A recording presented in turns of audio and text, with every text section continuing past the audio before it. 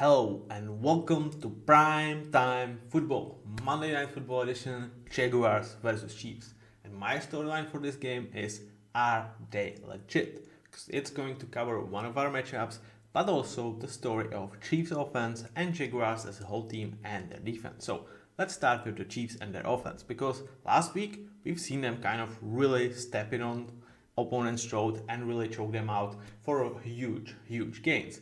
But it was the Ravens we are talking about, and from a team that was my Super Bowl likely pick, they are 1-4. Their defense is atrocious. The fact that Zachary Orr is still employed, I don't understand.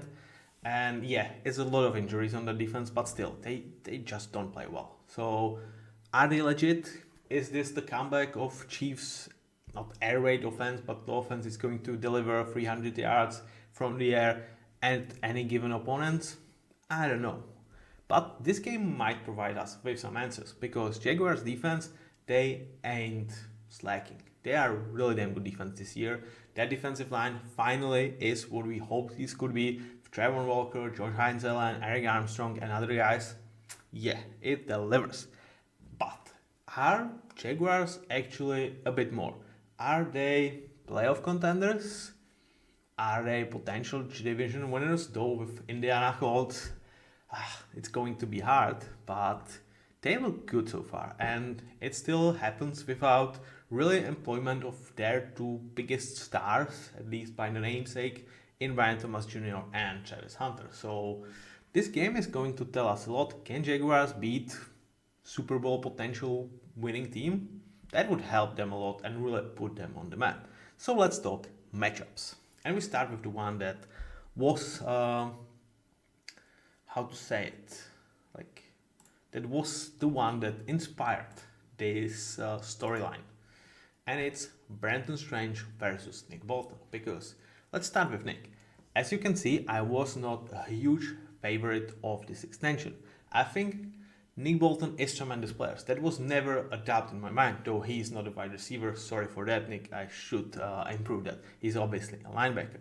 But my problem with this extension was you have Drew Tranquil, that is paid, and you have Leo Chanel, who is running out of contract after this year. And I'm like, I do prefer a long-term potential of Leo Chanel over Nick Bolton. Also, with Leo Chanel not never having the full workload, I think he would be cheaper. And losing him after this year because you are not swimming in cap space, or losing Joe Tooney over resigning Nick Bolton, I was not applauding this move. But I never thought that Nick Bolton would be nothing short of a great, exceptional player. And from that sense, I absolutely understand. He's wearing several hats for them. He is one of the brains of the defense. I get it. And one of the leaders, unquestionably. But this year, so far, he's been a liability. He's getting picked on in coverage. His tackling is not immaculate as it once was. Nick Bolton, he struggles. So if this extension was bad, in my opinion, prior to him struggling on the field, imagine how it feels now. But it's only 4 games, and they have been playing really good offenses.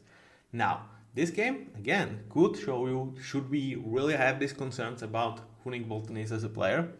Because on the other side, we have a potential superstar on the horizon. Brenton Strange really has a huge year so far, and Liam Cohen showed us last year that he can use these young tight ends and really put them on next level. And with Kate Dalton, it didn't survive, but with Brenton Strange, I kind of think it could. So with the matchup being Brenton Strange versus Nick Bolton in this game, I really think Brenton could eat a lot.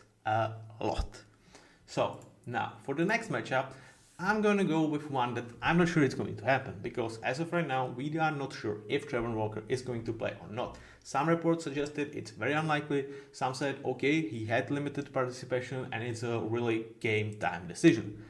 If it's not him, it's Josh Heinzel and it's Eric Armstead. But it's those guys dominating force in terms of defensive line of Jacksonville Jaguars versus tackles of Kansas City Chiefs, because interior is absolutely fine. Creed Humphrey, Trey Smith, you are good there. But in terms of tackles, I love Josh Smith as a selection. I thought he was the best tackle in this draft, but he came with caveat because he had injury that it was not sure how good is his recovery going to be and whether he's going to be there for the start of the season. So far, he's been there. And for a rookie tackle, I think he's doing solid, but it's probably slightly less than I expected because I thought he's going to hit the ground running if he's healthy. That not necessarily happened. I'm not saying he's bad, far from that, but when I label good starter tackle, rookie tackle, I have higher expectations. So can they sustain that?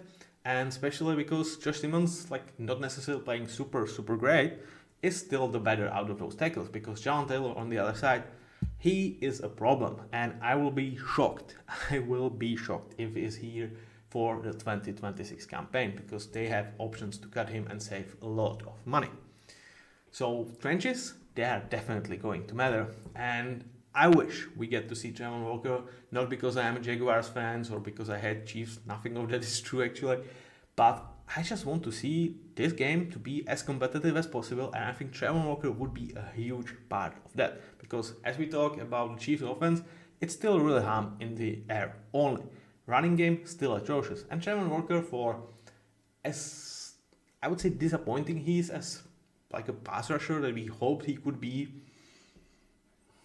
I don't know, like a tier 2 guy. To me, he's not yet there, but I think he's a special run defender. So another like layer that would add to just, okay, Pat Mahomes, can you beat us through the air? And that's where, speaking of beating the Jaguars through the air, this is where I'm going to take you with my last matchup. Because Eric Murray comes back to the scene of the crime. He was drafted by the Chiefs, he made his name with the Texans, and now he's back in the Jaguars jersey. I was not like a huge fan, I think he's adequate safety, but in this game, in his 31 years old season where like he starts to lose a snap and it's not like he's been the fastest ever, he is going to face, for example, Xavier Worthy or Marquise Brown, and we've seen Patrick Mahomes unleashed it and it can decimate you. So can they protect them from big plays? Is it going to be because they will sell out and kind of non-stop the run, or like have two deep safeties in order to just prevent Xavier or even Tyquan Thornton, who has really big year for the Chiefs, to just beat them with the long balls? I don't know, but it's going to be definitely something to look forward, because clearly this year Pat Mahomes is having his eyes downfield much more often than he did in previous years, because now they have guys to really go and speed their way through the secondary. So really big one, Xavier Worthy. There is, I think, some uncertainty about his status as well, so check this out prior to the game. But I wonder how Eric Murray kind of revenge game is going to go. That's it for Monday Night Primetime Football. Thank you very much for listening. Thank you very much for watching. Subscribe for more and see you then.